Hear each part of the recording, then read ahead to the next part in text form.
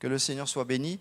Voilà, bienvenue à ceux que nous n'avons pas salués. Si vous êtes parmi nous pour la première fois ou vous nous visitez, faites-vous connaître à l'issue de ce culte. Soyez les bienvenus et soyez bénis maintenant, vous et toute l'Assemblée, autour de sa parole. Voilà, nous voulons ouvrir l'Écriture ensemble dans le second livre des Rois. Si vous voulez venir avec moi, 2 Rois 2, 1, 18, dis à ton voisin, allons à Gilgal. Allons au village de Gilgal. Allons à Gilgal. Rejoindre Élie et Élisée, des prophètes du 9e siècle avant Jésus-Christ. Nous lisons ce passage ensemble, si vous le voulez bien, ce récit de l'enlèvement du prophète Élie auprès de son Seigneur. 2 Rois 2, chapitre 2, versets 1 à 18. Nous faisons la lecture. Lorsque l'Éternel enleva Élie aux cieux dans un tourbillon, Élie et Élisée venaient de Gilgal.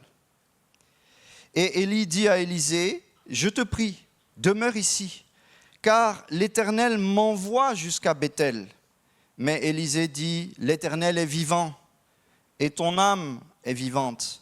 Je ne te quitterai point. » Ainsi, ils descendirent à Béthel. Et les fils des prophètes qui étaient à Béthel sortirent vers Élisée et lui dirent, « Sais-tu qu'aujourd'hui l'Éternel va t'enlever ton maître ?»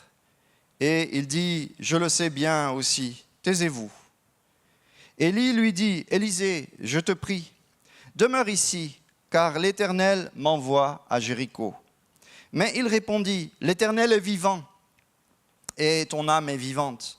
Je ne te quitterai point. » Ainsi, ils vinrent à Jéricho. Et les fils des prophètes qui étaient à Jéricho s'approchèrent d'Élisée et lui dirent, « Sais-tu qu'aujourd'hui l'Éternel va t'enlever ton maître ?» Et il répondit, « Je le sais bien aussi, taisez-vous. » Et Élie lui dit, « Je te prie, demeure ici, car l'Éternel m'envoie jusqu'au Jourdain. » Mais il répondit, « L'Éternel est vivant et ton âme est vivante.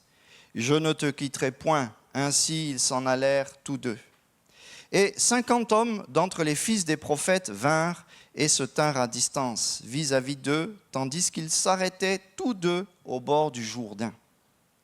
Alors Élie prit son manteau, le plia et en frappa les eaux qui se partagèrent çà et là, et ils passèrent tous deux à sec. Quand ils eurent passé, Élie dit à Élisée, « Demande ce que tu veux que je fasse pour toi avant que je sois enlevé d'avec toi. » Élisée répondit, « Que j'ai, je te prie, une double portion de ton esprit. » Et Élie dit, « Tu demandes une chose difficile.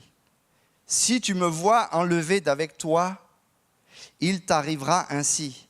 Sinon, cela n'arrivera pas. » Et comme ils continuaient leur chemin et s'entretenaient en marchant, voici un char de feu et des chevaux de feu les séparèrent l'un de l'autre.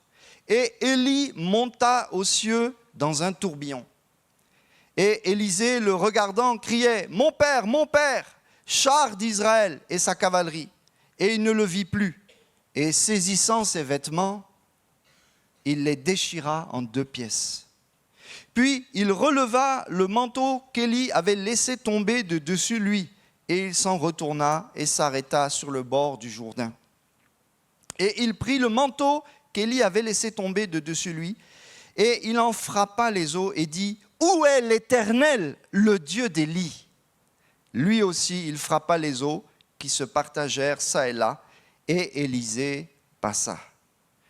Quand les fils des prophètes qui étaient à Jéricho vis-à-vis l'eurent vu, ils dirent, « L'esprit d'Élie repose maintenant sur Élisée. » Et ils vinrent au-devant de lui, et ils se prosternèrent en terre devant lui et lui dirent, « Voici, il y a parmi tes serviteurs 50 hommes vaillants. Nous te prions qu'ils s'en aillent chercher ton maître, de peur que l'esprit de l'Éternel, l'ayant enlevé, ne l'ait jeté dans quelque montagne ou dans quelque vallée. » Et il répondit, « N'y envoyez point. » Mais ils le pressèrent jusqu'à l'embarrasser. Alors il leur dit donc, envoyez-y. Alors ils envoyèrent 50 hommes qui cherchèrent 3 jours et ne le trouvèrent pas. Et ils revinrent vers Élisée, qui était demeuré à Jéricho, et il leur dit, ne vous ai-je pas dit, n'y allez pas. Amen. Amen. Le livre des rois, le livre de rois, c'est un livre historique que les Juifs ont longtemps appelé « 4e livre des règnes ». En effet, dans les anciennes traductions, 1 Samuel, 2 Samuel, 1 roi, 2 rois, étaient des livres regroupés ensemble. C'était la même histoire, les mêmes circonstances, les mêmes époques, les mêmes thématiques. Ces livres étaient du même genre. On les appelait donc les livres des règnes. Parce que dans Samuel, c'est Samuel et les prophètes qui nommaient les rois, et ensuite les rois devaient écouter les prophètes, qui recevaient la parole de Dieu pour diriger le peuple de Dieu. Mais voilà maintenant qu'il y a eu des accords entre les rois et les prophètes. Vous savez, quand il y a des accords entre la direction et l'esprit prophétique, ça fait des problèmes. C'est pour ça que Dieu veille toujours pour que celui qui dirige le peuple soit animé de son esprit et que le peuple de Dieu écoute l'esprit de Dieu. Le vrai règne, le règne de Dieu, dans ces livres, c'est quand le roi écoute le prophète. Et quand le prophète aussi, bien sûr, écoute le roi qui marche avec Dieu. Donc ces livres des règnes étaient ensemble. Ils parlent spécifiquement donc des rois et particulièrement des prophètes qui faisaient les rois. Aujourd'hui, dans la Nouvelle Alliance, après ces livres, il n'y a qu'un seul grand roi, il n'y a qu'un seul prophète et il n'y a qu'un seul grand sacrificateur, c'est Jésus-Christ. Et avec tout ça, il bâtit l'Église, avec ses 3 offices, ses 3 ministères. Dans 2 Rois 2, 1, 18, on assiste à un événement extraordinaire dans l'histoire de l'humanité. L'enlèvement par Dieu du prophète Élie. Est-ce que tu connais quelqu'un qui a été enlevé ? Est-ce que tu connais quelqu'un, demande à ton voisin, est-ce que tu connais quelqu'un qui n'a pas vu la mort ? C'est une question sérieuse. Pardon, demande à ton voisin. Peut-être il a vu quelqu'un, il n'ose pas dire. Parce que cette affaire est très grave. Connais-tu quelqu'un qui a été enlevé par Dieu lui-même ? Hein ? Qui même, dans un scénario, aurait pu prévoir une telle histoire ? Même les gens les plus opposés à Dieu n'ont même pas pensé à ça. Mais qui peut penser à une histoire aussi vraie, aussi extraordinaire, aussi nécessaire que l'enlèvement d'Élie ? Surtout pour des gens dans la foi, dans la Nouvelle Alliance, nous qui sommes là, qui croyons à l'enlèvement de l'Église, au retour de Jésus qui vient chercher l'Église. Et je rappelle que ceux qui seront vivants à ce moment-là dans la foi ne verront pas la mort. Pardon, dis Alléluia à ton voisin. C'est glorieux. Ah ? Qui de nous ici veut voir la mort ? Moi, je ne veux même pas la saluer. Je ne veux pas voir la mort. Et pourtant, peut-être un jour, je la verrai. Une fois même, je l'ai saluée de loin, à vrai dire. Elle s'est approchée de moi. Elle a voulu m'habiller. J'avais 17 ans. Elle a voulu me préparer. Et Jésus, hop, m'a fait échapper d'elle. Que son nom soit béni. Et peut-être que chaque jour, il te fait échapper à la mort. Tu ne le vois même pas. Parce qu'il a un plan meilleur. Qui croit à l'enlèvement ? Aux promesses de la vie. L'enlèvement par Dieu du prophète Élie, ce n'est pas une légende, chers amis. Ce n'est pas une légende. Ces choses nous ont été écrites pour nous instruire dans la foi, frères et sœurs. Toute écriture est inspirée. Et l'Esprit a jugé bon de restituer dans les écrits sacrés cette histoire.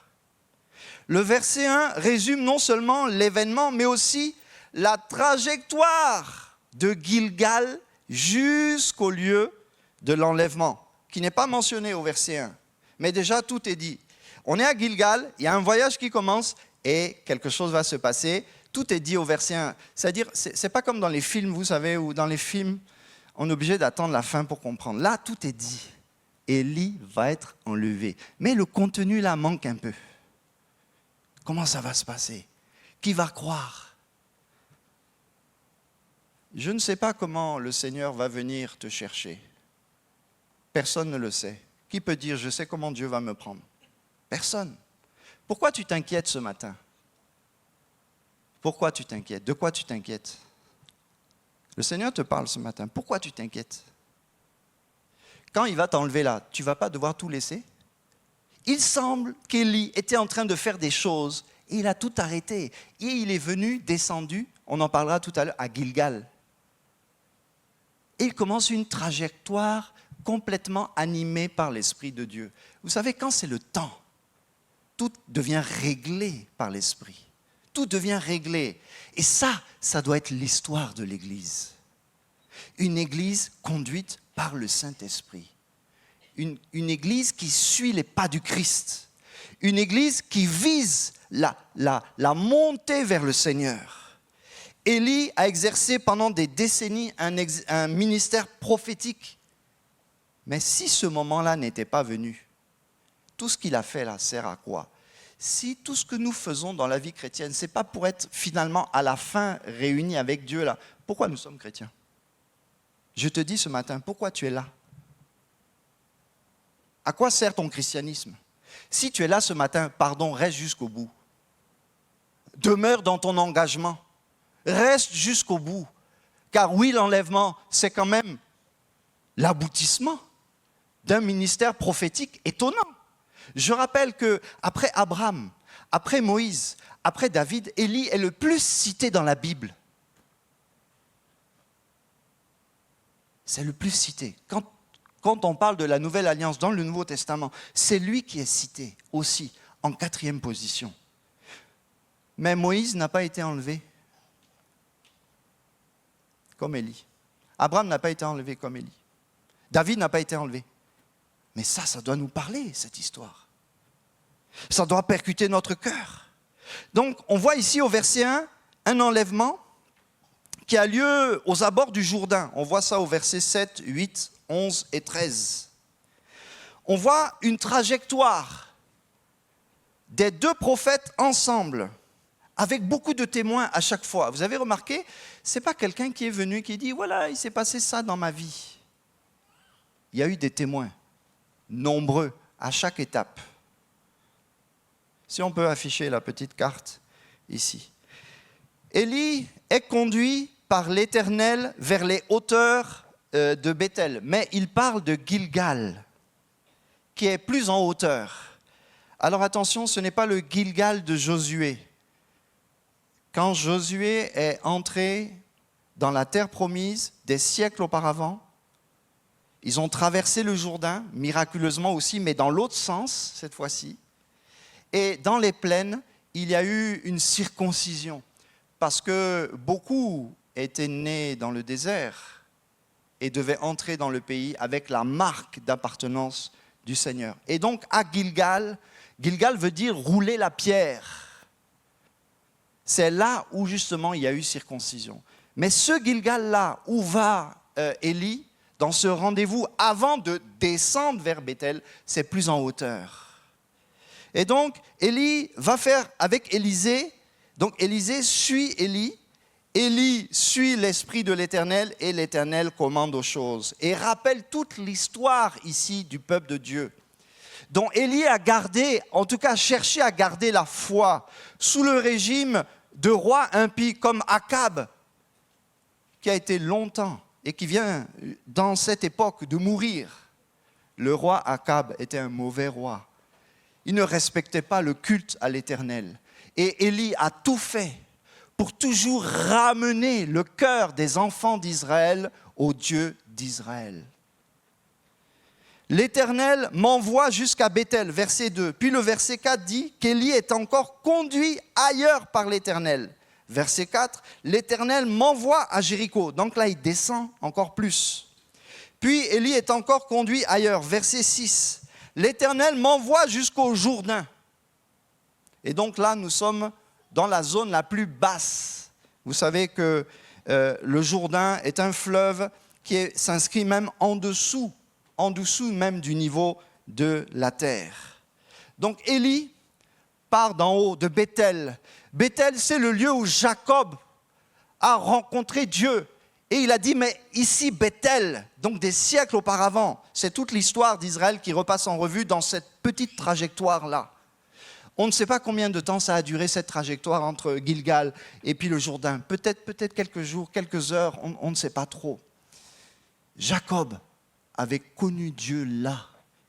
Il était sur cette terre et il dit certainement Dieu est ici. Et le nom de Béthel, la maison de Dieu, est resté. Pour entrer dans la maison de Dieu à Béthel, il faut d'abord être circoncis. Il faut passer par Gilgal. Donc Gilgal est aussi un rappel de ce qui s'est passé par l'étymologie au peuple d'Israël concernant son entrée dans les promesses de Dieu. Au verset 8, il est dit que prodigieusement, tous les deux passèrent le Jourdain. Et il semble que la troupe de prophètes, les fils des prophètes qui étaient derrière, n'ont pas suivi. Vous savez, Dieu peut faire un miracle au milieu de cette assemblée. Il y en a qui voient et d'autres ne voient pas. Il y en a, ils rentrent, il y en a, ils restent à l'extérieur. Toi, ce matin, est-ce que tu rentres ou bien tu sors? Parce que ne pas rentrer, frères et sœurs, c'est sortir. On ne peut pas entrer ou sortir. On ne peut pas se tenir à la porte. Et la suite des versets nous indique qu'ils n'avaient pas bien compris ce qui s'est passé par la suite. Parce qu'ils disent, mais certainement l'esprit l'a balancé quelque part, parce que c'était déjà arrivé. Vous savez, Dieu a montré dans la vie d'Élie qu'il pouvait l'animer de son esprit et le déplacer. Il n'avait pas tout compris. Et on comprend que comme il n'avait pas tout compris, il n'avait pas suivi. On n'a même pas entendu, mais nous aussi on aimerait passer. Pardon mon frère, ma sœur, quand tu vois la bénédiction, tu la saisis, essaie de la saisir, de la comprendre. Vous savez, la foi, ça se comprend. La foi, ça s'explique. On ne peut pas croire quelque chose qu'on ne comprend pas. Bien sûr, il y a des mystères. Mais à un moment, même si tu ne sais pas que quelque chose est bon, mais quand tu vois les gens autour de toi qui disent « Ah, le Seigneur est bon, vraiment, ça fait du bien. » Mais quand même, pardon, pose-toi des questions. Pardon, comme disait Paul, sois réconcilié avec Dieu. Tu vois que Jésus fait du bien aux autres et toi, tu es là, tu t'endurcis. Tu as vu le miracle et puis maintenant tu dis « Non, moi, tant que je ne vois pas, je ne crois pas. » Mais c'est quoi ça? C'est quoi cette attitude? C'est quoi cette dureté? C'est quoi cette incrédulité? C'étaient des fils de prophètes. Mais tous fils de prophètes qui sont, tout titre qu'ils ont dans l'Écriture. Mes amis, la foi, c'est une grâce. Rentrer dans les choses de Dieu, c'est une grâce. En tout cas, ils étaient appelés à ça. Ils ont traversé sur la conduite et la puissance de l'Éternel. Ils n'ont pas, ils n'ont pas fait des gris-gris pour ouvrir le Jourdain. Non. C'est Dieu qui a fait. C'est Dieu qui a montré à Élisée qu'il fallait suivre Élie. Parce que plusieurs fois, Élie a dit « Hé, laisse-moi maintenant, quitte. » Dans le texte hébreu, ça paraît pas, dans le texte français, ça ne paraît pas bien. Mais en fait, Élie est en train de lui dire « Laisse-moi. Laisse-moi, pour moi, c'est fini. » C'est-à-dire même retourne à ce que tu étais. Mais je rappelle que dans le chapitre précédent, Dieu avait bien choisi Élisée comme son successeur. Et Élisée a bien compris qu'il avait un appel. Vous savez ce qui fait qu'on persévère? C'est que Dieu nous a appelés. Jésus nous a appelés. On a entendu sa voix. Tu as entendu sa voix. Des fois, on ne comprend pas tout. On est attaché à la fin d'un ministère. Élisée est attaché à la fin d'un ministère. En plus, dans le chapitre précédent, si vous regardez bien, il sortait d'une grande déprime. Catastrophe nationale en plus. Le régime était tombé sous Akab, il y avait un nouveau roi. On allait se dire, mais est-ce que quelqu'un de mieux peut être... Est-ce que quelque chose de mieux peut venir après Akab? le roi Akab, qui était tellement contraire à Dieu. Et Akab avait positionné des cultes, concurrentiels à Bethel. Il avait ces faux prophètes qui étaient là. Et Élie revient dans des zones où il voulait maintenir le culte à l'Éternel. Vous savez, des fois, pour que le culte se maintienne dans certaines villes, il faut des hommes, des femmes qui sont animés de l'esprit d'Élie. Pour que l'Église soit implantée, pour que l'Église demeure et grandisse et se fortifie. On voit ici qu'il y a des questions, des remarques, des leçons. Élie se retrouve à Gilgal, tout au nord, ici. Donc, il est dans les hauteurs des montagnes de la tribu d'Éphraïm, la zone donnée à la tribu d'Éphraïm, parmi les fils de Jacob. Et on voit qu'Élie, en fait, on se dit, mais il n'a rien à faire ici. Qu'est-ce qui se passe d'extraordinaire? Vous savez, des fois, il y a des choses, des situations, on se dit, mais ce qui est en train de se passer, ça ne colle pas avec le décor. Pourquoi je dis ça? Parce que jusque-là, le ministère d'Élie, essentiellement, pendant toutes ces décennies, s'était exercé dans le royaume du Nord. Et il est là, il se retrouve à Gilgal. C'est bien qu'il y a une ordonnance précise. Dieu veut faire quelque chose. Dieu a commencé une passation.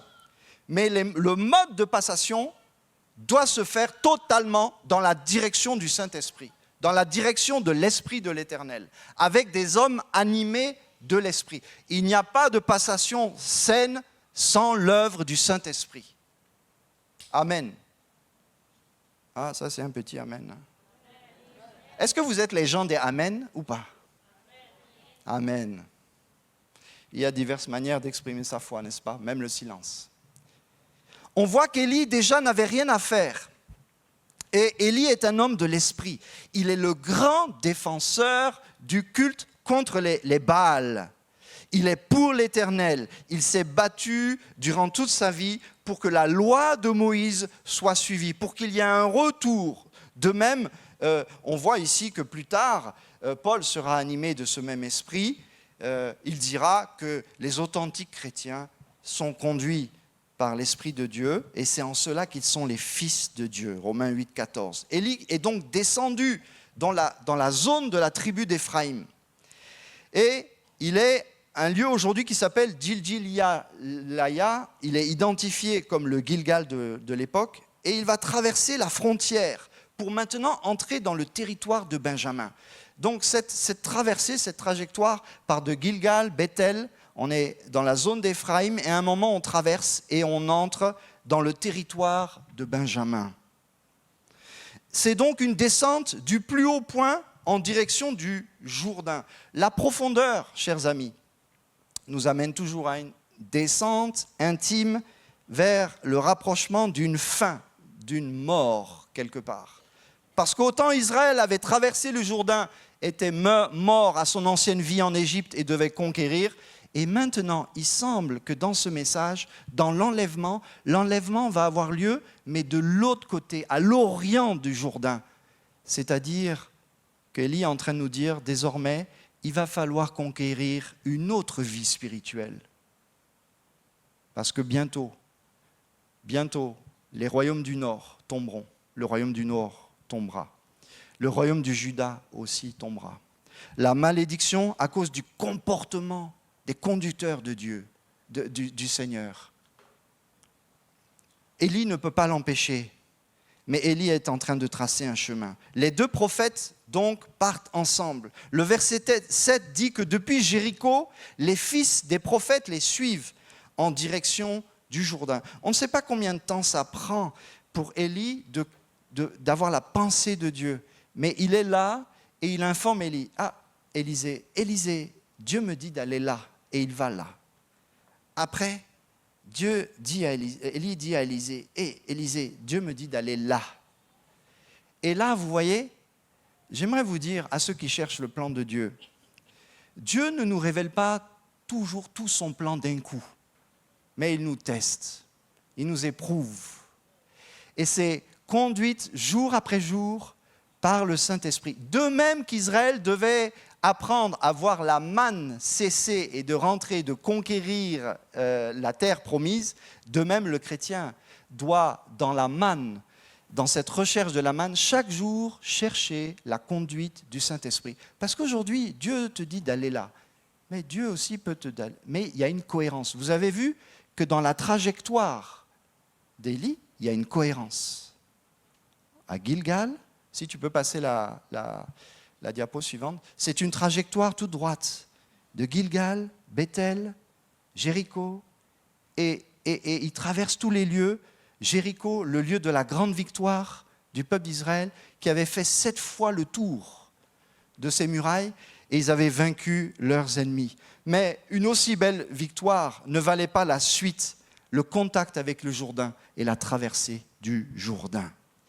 Toutes tes expériences spirituelles, charismatiques, les plus extraordinaires que tu peux nous raconter, n'empêchera pas qu'il nous faut un Jourdain et qu'il nous faut un acte extérieur à nos vies où Dieu montre qu'il est là avec nous et qu'il nous laisse traverser. L'entrée dans le salut, frères et sœurs, ce n'est nullement une œuvre dont nous avons le mérite. C'est lui qui, totalement à la croix de Golgotha, a entièrement ouvert la porte pour que nous soyons pardonnés nos péchés et que nous puissions accéder à la miséricorde, à la grâce de Dieu, à la connaissance de Dieu, à la relation à Dieu. Que son nom soit béni. Pourquoi ici les prophètes se tinrent à distance? Il y a eu plusieurs groupes de prophètes. Ils savent que quelque chose de particulier doit se passer. Et même précisément, ces fils de prophètes savent quelque chose doit arriver à Élie. Et ils ont reçu une parole de Dieu, semble-t-il. Parce qu'il semble qu'ils sont prévenus. Et il semble que Élisée sait que quelque chose va se passer. Et c'est pour ça qu'il veut s'attacher à son maître. Moins on en sait sur Dieu et ce qu'il est en train de faire, plus il faut que tu t'attaches à lui. Moins tu sais ce qui va se passer, et plus attrape Dieu. Cherche-le de tout ton cœur, de toute ton âme. Et je dirais, moins tu comprends, et plus même ta foi doit être grande. Mais pasteur, ce que vous dites là, c'est de l'aveuglement. Eh mon ami, as-tu goûté la bonté de Dieu? Est-ce que tu sais que même toucher le bord de son vêtement là, ça peut changer ta vie? Ah, le bord du vêtement. Une goutte de sa grâce peut éteindre un incendie sur des surfaces continentales. Une seule goutte, un seul mot de lui. Vent, feu, cessez maintenant au nom de Jésus. Mais pasteur, vous êtes illuminé, vous êtes déjanté, vous n'avez rien compris. Ah, en tout cas, moi, je sais ce que j'ai compris, je sais où je vais. Les fils des prophètes vinrent dire à Élisée, « Sais-tu qu'aujourd'hui l'Éternel va t'enlever ton maître ?» Sous-entendu, il va se passer quelque chose, tu ne seras plus avec lui. Littéralement, le texte hébraïque dit, « Sais-tu que ce jour, donc c'était aujourd'hui, l'Éternel prend ton maître, et Adoneka, donc le mot qui donne Adonai, Seigneur, au-dessus de ta tête. » Le Seigneur, ce jour, va l'enlever au-dessus de ta tête. Et Élisée répond, et le texte hébraïque est plus clair que dans la traduction française. Le texte original dit « Gam ani yadati », ça veut dire « moi aussi, je sais que le Seigneur est en train de faire quelque chose ». Écoutez, frères et sœurs, nous sommes des chrétiens, nous savons ce qui va se passer. Pardon, nous savons. Essaie d'approfondir ça. Parce que quand on sait ce qui va se passer, comment le Seigneur vient enlever l'Église, il vient nous prendre. C'est quoi la base de notre relation? C'est pourquoi nous sommes avec Jésus, pourquoi nous sommes avec le Seigneur? C'est pour être avec lui, n'est-ce pas? C'est comme dans le mariage, quand on signe dans le mariage, c'est pour être avec quelqu'un. C'est l'image au milieu des hommes, du mariage des hommes, avec ses chemins difficiles. Mais Dieu, lui, son contrat, quand il dit dans sa parole qu'il va venir chercher ceux qui croient, que ceux qui lui plaisent sont pris avec lui. Quand tu plais à Dieu là, tu sens que Dieu te veut, n'est-ce pas? Quand tu plais à Dieu, quand tu fais et tu es ce que Dieu veut, tu sens que ton Dieu se réjouit. Tu sens la bénédiction autour de toi, tu sens la fraîcheur, tu sens la vie, non? Tu sens qu'il y a des réponses là où aucun homme ne pouvait donner des réponses. Et tu es étonné, tu es émerveillé. Et la louange sort naturellement. L'esprit même en toi est content.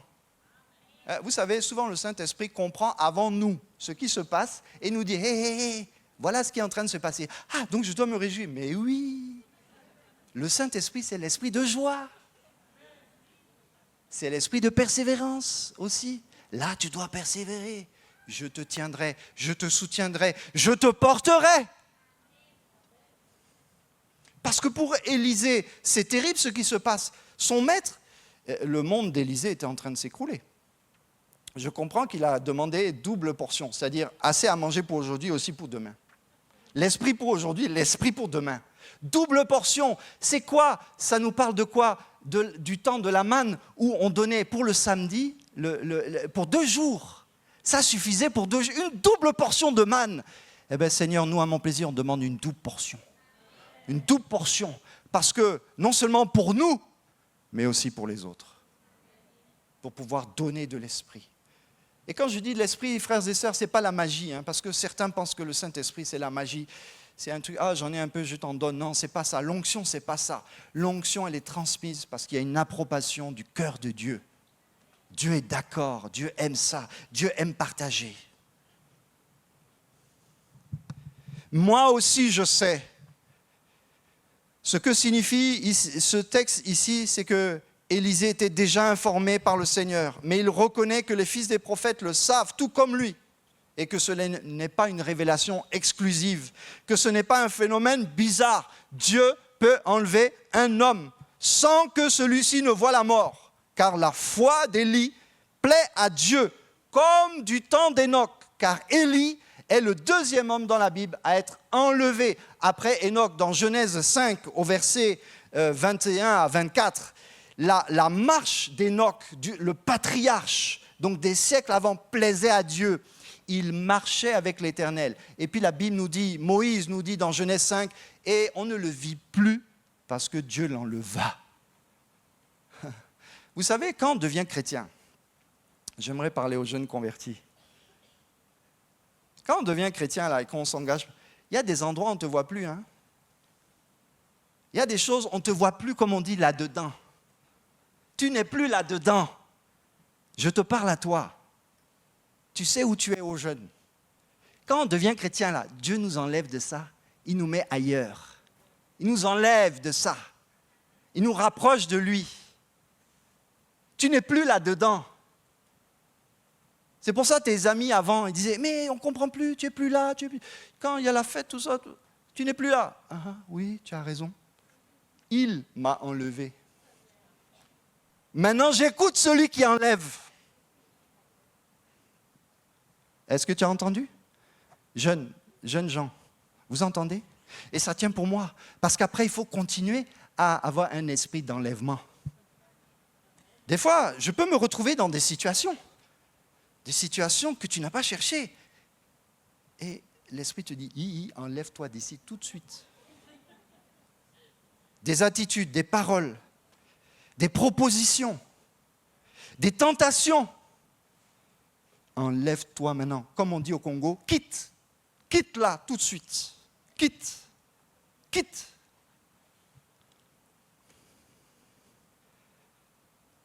Élie était à la bonne place.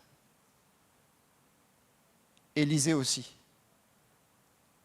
Au bord du Jourdain. Mais quelle humiliation. Revenir au Jourdain, c'était réécrire l'histoire d'Israël. Parce que oui, Israël n'avait pas fait ce qu'il fallait. Dieu leur a montré, Dieu nous a montré, frères et sœurs, Mais au moins, si on s'est trompé, si tu t'es trompé, reviens au Jourdain, reviens à la croix, reviens là où Dieu crée un passage. Je rappelle que quand Josué, à l'époque de Josué, ils avaient traversé le Jourdain, ils étaient à l'Orient au 10e jour du premier mois de Nissan, qui est le mois de la Pâque. Et au 14e jour, ils avaient traversé. 3 jours après, ils étaient circoncis. Ça y est, ils étaient de l'autre côté. Dépêche-toi d'aller de l'autre côté, mon ami. Dépêche-toi de rejoindre le Seigneur si tu comprends que la croix est le message qui sauve. Si Jésus est la profondeur, la hauteur, les circonstances bénies de Dieu, alors traverse, viens, crois, rejoins Élie. Ce sont donc ceux qui sont dans la foi, qui croient à l'enlèvement.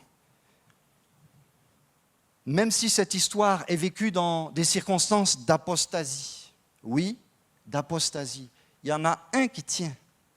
Et quel auteur? Parce que quand même, se faire enlever par le Seigneur, quand même, je ne sais pas moi, c'est comme si vous êtes là, et puis, je ne sais pas moi, ne riez pas, hein, il y a une belle voiture qui passe là, et puis on appelle ton nom au micro, et c'est le président qui est assis là-bas, il dit, monte dans ma voiture avec moi, je t'enlève aujourd'hui. Et je vois, les gens ne croient pas. C'est Romuald. C'est que tu l'intéresses. Dieu s'intéresse à toi. Dieu s'intéresse à toi. Il ne t'a pas oublié. L'enlèvement d'Élie montrait que Dieu n'a pas oublié son peuple, frères et sœurs. Il n'a pas oublié son peuple. Et mieux que ça, non seulement il enlève Élie, mais c'est ce qu'il laisse qui est important. Je n'ai pas le temps de finir aujourd'hui, peut-être on va faire la suite une autre fois. J'ai fait que 1/3 du message. C'est terrible, vous savez, nous on a le temps. C'est ça le problème, on a le temps.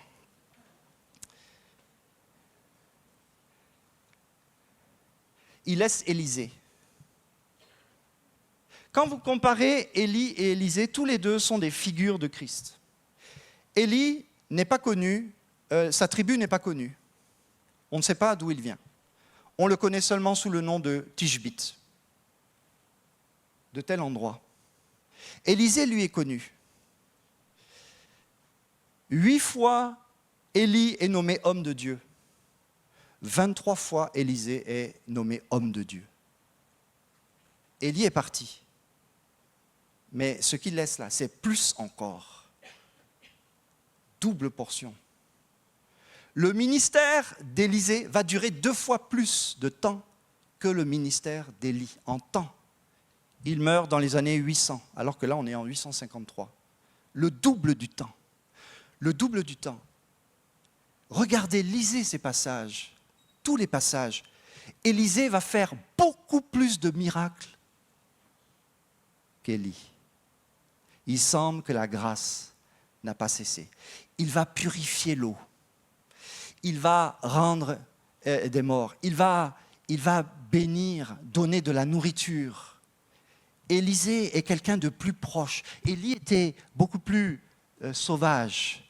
Un peu comme plus tard dans le Nouveau Testament, Jean-Baptiste, animé de l'esprit d'Élie, qui n'a pas, lui, par contre, fait de miracles, mais celui qui vient, le précurseur, Jésus, fera tant de miracles. Nous sommes dans le temps de Jésus-Christ. Ici, cet événement de l'enlèvement montre que Élisée croit à l'enlèvement. Il sait qu'il est parti. D'ailleurs, il en informe ceux qui disent « Mais on veut le trouver, certainement l'Esprit l'a amené là-bas. » Élisée dit « Non, il est parti pour notre bien. Dieu l'a enlevé. De même que Jésus est monté au ciel et a baptisé dans le Saint-Esprit. » Alléluia. Il a laissé le Saint-Esprit. La portion de Dieu, c'est l'Esprit de Dieu. Amen. Il a été enlevé. Les évangiles nous disent que Jésus a été enlevé. Par contre, lui a vu la mort pour nous. Il s'est abaissé pour nous. D'ailleurs, dans les évangiles, et je finis là, Jésus lors de la transfiguration, a rencontré Moïse et Élie. Et seulement Luc, qui nous parle de la puissance du Saint-Esprit dans Acte 1:8, donne le contenu de la conversation. C'est le seul des 4 évangélistes. Il parlait de sa mort. Oui, je peux enlever. Je peux faire que quelqu'un ne meure pas. Mais moi Jésus, le Fils de Dieu, je suis venu pour mourir, pour toi. Donc tu es où maintenant? Tu es dans la mort? Viens, je vais t'enlever au nom de Jésus. Amen. Je vais amener la vie au nom de Jésus. Prions le Seigneur si vous le voulez bien. Seigneur, merci. Merci pour la hauteur, la profondeur, la largeur de ton amour. Seigneur, la trajectoire de ta bénédiction. C'est toujours une trajectoire qui commence par la circoncision, l'engagement comme à Gilgal. La réalisation comme à Bethel, que tu es là, que tu es Dieu, que tu es souverain, que nous t'adorons. Et la certitude comme à Jéricho, que c'est toi qui t'empares des victoires en utilisant notre foi, la manifestation de la foi. Seigneur, merci. Merci. Mais maintenant, nous nous approchons d'un héritage spirituel. De même qu'Élie et Élisée ont traversé le Jourdain, non plus cette fois-ci de l'Orient vers l'Occident pour rentrer dans la terre promise, mais maintenant dans cet esprit missionnaire, en sortant de la terre promise et en allant chercher un héritage spirituel dont tu avais déjà témoigné les premiers fruits, en Phénicie par Élie, à Sarepta, là où se trouvait une veuve étrangère. Seigneur, aujourd'hui, tu veux enlever une église qui va vers les nations, qui va vers l'extérieur, qui se tourne vers l'Orient, vers le retour du Seigneur. Seigneur, merci. Merci d'animer l'église, de nous animer de ce même esprit. Seigneur, nous aussi, nous sommes comme Élisée. C'est vrai, c'est difficile, mais Seigneur, donne-nous une double portion. Au nom de Jésus, que le Seigneur nous donne cette double portion. Amen. Amen.